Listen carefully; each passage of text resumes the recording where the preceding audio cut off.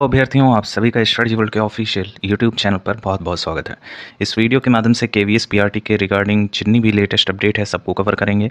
तो चैनल पर नए हैं, केवीएस पीआरटी की परीक्षा दे रखे हैं तो चैनल को कर लीजिए सब्सक्राइब, क्योंकि आने वाले लेटेस्ट इन्फॉर्मेशन इसी चैनल के माध्यम से आपको मिलने वाली हैं।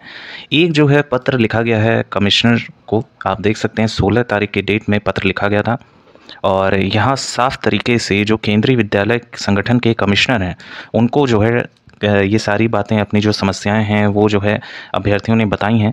काफ़ी इंटरेस्टिंग जो है बातें लिखी गई हैं। आपको ये जानकारी जो है इस वीडियो के माध्यम से मिलेगी। साथ ही साथ प्लस एक पॉइंट आपको और बताएंगे कि कौन सी चीज़ें जो हैं बाधित कर रही हैं आपके रिज़ल्ट को, और साथ ही साथ कितनी आपकी जो है कट ऑफ जाएगी जो रिटर्न एग्ज़ाम हुआ है उसका। स्टार्ट करते हैं। देखिए यहाँ पर regarding advertisement number 16/2022 direct recruitment for the post of primary teachers in KVS, यानी कि डायरेक्ट यहाँ पर पीआरटी को ही टारगेट किया गया है और इसी के रिगार्डिंग जो है ये पत्र लिखा गया था। अब हम जब पूरे ब्यौरे को पढ़ते हैं तो यहाँ साफ हम पाते हैं कि जो 2018 की एक एनसीटी करके कोई उसमें वैकेंसी थी उसको कैंसिल किया गया था। देखिए, kindly take reference of gazette notification dated 28 June 2018 in accordance with B.Ed certificates was eligible for becoming primary teacher with acquisition of minimum qualifications and 6 month bridge course, यानी कि जो 6 मंथ का ब्रिज कोर्स जो है करवाया जाता है जब भी प्राइमरी टीचर में सिलेक्शन होता है बीएड छात्रों का, तो एक 6 मंथ का जो कोर्स करवाया जाता है उसके रिगार्डिंग था और बाद में चल के इसको कैंसिल कर दिया गया था। और जोधपुर का मामला पूरा था, ये जोधपुर हाई कोर्ट राजस्थान का, और इसी को जो है टारगेट करके यहाँ पर कई सारे विद्यार्थी ऐसे थे जो ऑनरेबल सुप्रीम कोर्ट तक पहुँच गए थे और यहाँ स्टे लगाने की बात जो है चल रही थी कि पीआरटी में जो बीएड वाला मामला फंसा हुआ है सुप्रीम कोर्ट में कि जो प्राथमिक शिक्षक भर्ती होती है उसमें बीएड वालों को एलिजिबल नहीं माना जाना चाहिए, जिसकी वजह से सारा मैटर फंसा हुआ है और इसी के वर्डिक्ट आने का जो है इंतज़ार चल रहा है। बहुत दिनों से ये सुर्खियाँ आती रह रही हैं कि 2 हफ्ते 3 हफ्ते में जो है वर्डिक्ट आ जाएगा, लेकिन अभी भी ऑर्डर जो है रिजर्व करके रखा गया है और इस पर कोई भी किसी भी तरह का कोई भी फैसला देखने को नहीं मिल रहा है, जिसकी वजह से बहुत सी ऐसे प्राथमिक शिक्षक भर्तियाँ हैं जिसको जो है निलंबित किया जा रहा है। बहुत सी ऐसे शिक्षक भर्तियाँ हैं जो काफ़ी लंबे समय से जो है पेंडिंग चल रही हैं। अब आप इसी का लेके चलिए पीआरटी का, तो पीआरटी की परीक्षाएं जो है फरवरी माह में कंडक्ट करवाई गई थी। फरवरी माह से लेकर अगर हम जोड़ें तो फरवरी, मार्च, अप्रैल और फिर मई भी आप लोगों का ख़त्म होने को है। और यहाँ पे अगर मोटे तौर पे देखें तो 3 मंथ आपका पास हो चुका है और इसी के रिगार्डिंग बहुत से अन्य भी जो है भर्तियाँ कंडक्ट करवाई गई थी, जैसे कि टीजीटी पीजीटी, तो उसका जो है सारा प्रोसेस लगभग कंप्लीट हो रहा है। उसमें जो है आपके जो डेमो वगैरह हैं सारे लिए जा रहे हैं, इंटरव्यू वगैरह। अब बात फंस रहा है सर पीआरटी का, क्योंकि केवीएस द्वारा जितनी भी परीक्षाएं आयोजित की गई हैं लगभग सभी के जो है रिज़ल्ट पेश कर दिए गए हैं, लेकिन पीआरटी का यही रीज़न बन रहा है कि आप लोगों का जो है स्टे लगा हुआ है। अब हम इसके रिमार्क की बात करें, देखिए यहाँ 29 तारीख की डेट में जो है रिप्लाई आया हुआ है। रिमार्क अगर देखें तो with reference to your grievance regarding PRT exam result, it is to inform you that it was already informed that under the requirement for the post of PRT under advertisement 16, B.Ed candidate selection in the panel is subject to the outcome of the SLP in the Honorable Supreme Court as the decision on the judgment passed by Honorable Jodhpur High Court, Rajasthan, dated 25th November 2021 is pending in Honorable Supreme Court. Further, it is informed that the process of examination work for the desired post is in progress। यहाँ पर इस चीज़ को हम coat कर सकते हैं। यहाँ पर लिखा गया है कि ये सारी चीज़ें जो हैं प्रोसेस में है, यानी अभी जो है जो रिज़ल्ट है आपका कहीं ना कहीं चेकिंग प्रोसेस में हो सकता है, या फिर जो I4 कमेटी आपकी बैठाई गई थी उसमें कुछ जो है व्यवधान उत्पन्न हो रहा होगा। आप देख सकते हैं। एक और चीज़ आपको दिखाने वाले हैं, देखिए यहाँ पर ये अभी हाल ही में मामला निकल कर सामने आया था केवीएस के ही रिगार्डिंग ये जो है पत्र है, इसमें भी यहाँ स्टे लगाने की बात जो है की जा रही थी। इसमें ये था कि सारा मामला जो हाई लेवल की जो है धांधली देखने को मिल रहा है। बिहार में एक जहाँ पे ऑनलाइन एग्ज़ाम कंडक्ट करवाया जा रहा था पीआरटी का, वहाँ देखा गया खड़े खड़े पूरा जो है सिस्टम ही हैक कर लिया गया था। कुछ छात्रों को किनारे बैठाया गया था, तो बहुत से विद्यार्थी वहाँ पर बाहर निकल कर सारे सिस्टम ऑफ करके वहाँ पर दंगा फसाद करने लगे थे। ऐसे बहुत से केंद्रों में देखा गया था, उसी के रिगार्डिंग जो है ये पत्र लिखा गया था। अब बात यहाँ तक पहुँच चुकी है कि विद्यार्थीगण मांग कर रहे हैं कि जो आपका पीआरटी का पेपर हुआ है, जो कंडक्ट करवाया गया है, इसका री एग्ज़ाम जो है होना चाहिए। री एग्ज़ाम से जो है एक बेनिफिट ये होगा कि जो भी नकल करवाया गया है वो सारे विद्यार्थी जो है निकाल दिए जाएंगे, और निकालने के बाद जो कंपटीशन है उसमें जो कट ऑफ है वो कम हो जाएगी। तो काफ़ी ज़्यादा जो है डिमांड चल रहा है री एग्ज़ाम का। हालांकि अभी इस पर किसी भी तरह का कोई भी पुख्ता प्रमाण नहीं मिले हैं कि चीज़ों को स्टे कर दिया जाए या फिर आगे फर्दर प्रोसेस ना किया जाए। आप सभी लोग जान रहे हैं इसके लिए जो कमेटी आपकी बैठाई गई थी वो I4C कमेटी थी, और अभी आप लोगों का जो है किसी भी तरह का कोई ब्यौरा नहीं पेश किया गया है। लेकिन ये कंफर्म है कि जो 6 लाख अभ्यर्थियों ने पार्टिसिपेट किया था, जब एग्ज़ाम आप लोग का कंडक्ट हुआ है, जिसमें आपके 6414 पोस्ट हैं, काफ़ी ज़्यादा मात्रा में पोस्ट देखने को मिल रहा है। लेकिन पूरे जो है ऑल इंडिया लेवल पे जो है पेपर कंडक्ट हुआ है, तो डेफिनेटली ये पोस्ट बहुत कम नज़र आते हैं। लेकिन फिर भी एक जो पढ़ने वाला विद्यार्थी है उसको एक पोस्ट से ही लेना देना है।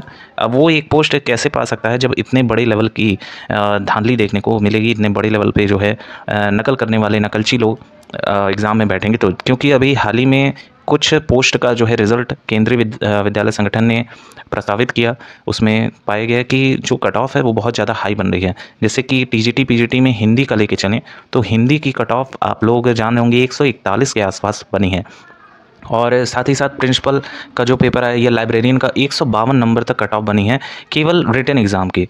फाइनल भी नहीं, ये रिटन एग्ज़ाम की जो है सारी बात चल रही है। तो काफ़ी ज़्यादा जो है अधिक कट ऑफ जा रहा है, और इसके पीछे का रीज़न एकमात्र है जो आप लोगों का बड़े लेवल का नकल हुआ है। अगर हम बात करें मैटर की, तो मैटर देखा जा रहा है कि लगातार किसी न किसी तरह का कोई अड़चन आता ही जा रहा है।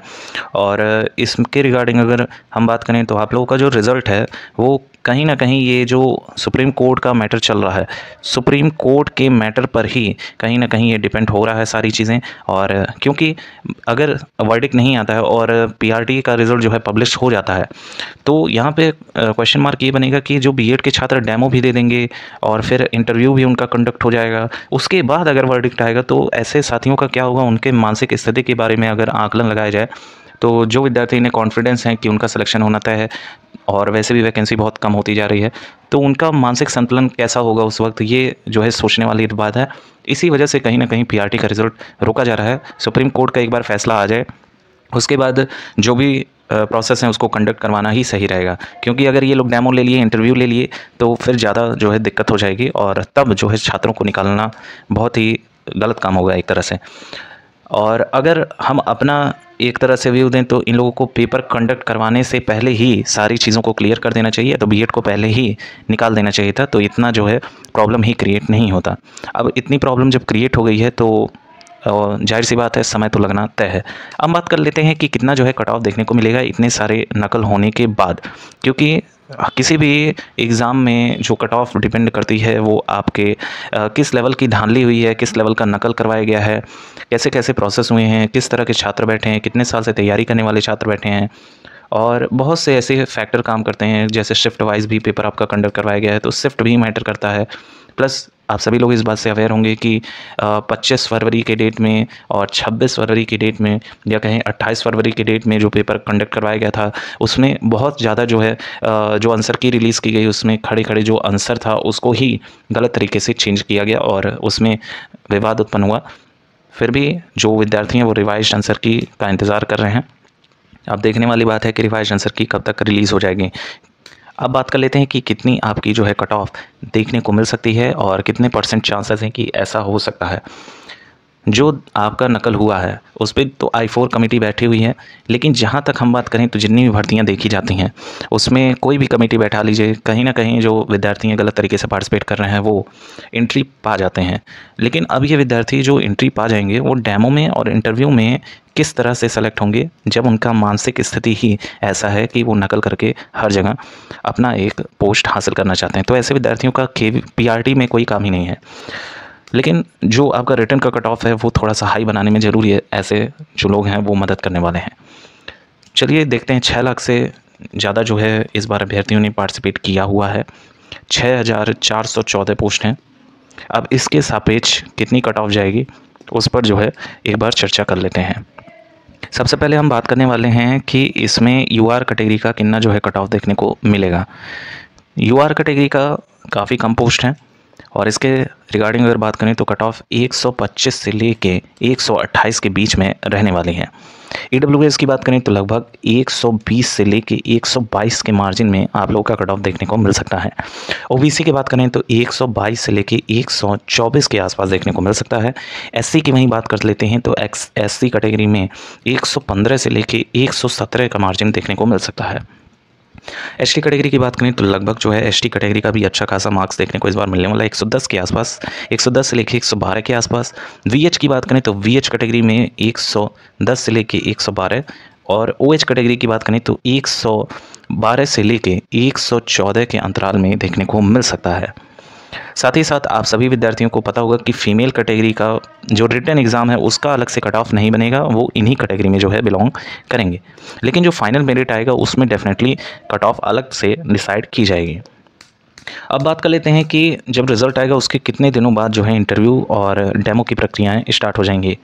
केवीएस के द्वारा जितनी भी परीक्षाएं कंडक्ट करवाई जाती हैं वो देखा जा रहा है कि उसका इंटरव्यू का प्रोसेस जब रिज़ल्ट पब्लिश हो रहा है उसके तत्काल 15 से 20 दिनों का ही मार्जिन देखने को मिल रहा है और इसमें जो है डेमो की प्रक्रियाएं कंडक्ट हो जा रही हैं और विदिन 1 मंथ के अंदर ही इंटरव्यू की जो है सारी प्रक्रियाएं कंडक्ट करवाई जा रही हैं। अगर आपके नंबर इसके आसपास भी हैं, थोड़े कम भी हैं, तो भी आप अपने इंटरव्यू की जो तैयारी कर रहे हैं उसको कंटिन्यू तरीके से करते रहिए, क्योंकि जैसा कि आपको पता है ज़्यादा समय है नहीं और समय वैसे भी धीरे धीरे कम होता ही जा रहा है और किस पल जो है रिज़ल्ट पब्लिश हो जाए, किस पल जो है ऑर्डर आ जाए, इसका कोई भरोसा नहीं है। तो चलिए दोस्तों, लेटेस्ट अपडेट के लिए तुरंत चैनल सब्सक्राइब कर लीजिए और हमारे चैनल को सपोर्ट करिए। कोई क्वेरी होगा तो कमेंट सेक्शन में आप पूछ सकते हैं। Thank you so much for watching.